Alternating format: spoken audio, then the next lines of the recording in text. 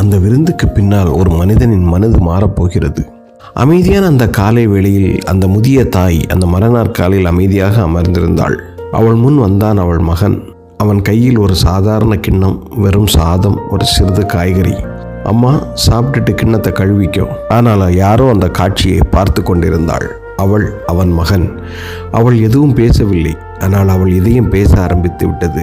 அதன் சாட்சியாக கண்ணிலிருந்து சிறு துளிகள் எட்டி பார்த்தது. அன்று அந்த மனிதனின் பிறந்த நாள்.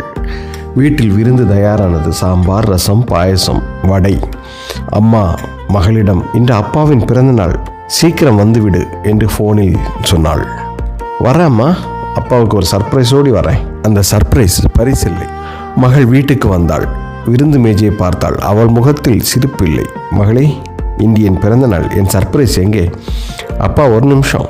அவள் சமையலறைக்கு சென்றாள். ஒரு சாதாரண கிண்ணம் எடுத்தாள். அதில் வெறும் சாதம், காய்கறி. அவள் திரும்பி வந்தாள்.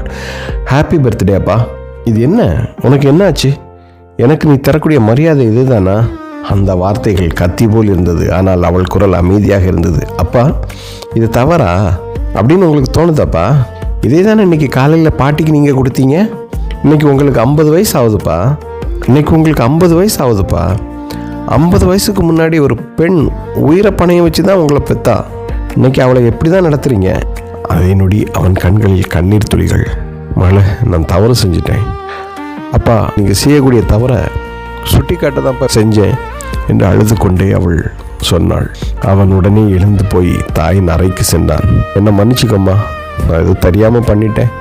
இனிமேல் இந்த மாதிரிலாம் நடக்காதும்மா, விடுறா மகனே அப்படி என்று தாய் அவனை ஆதரவுடன் சொன்னாள்.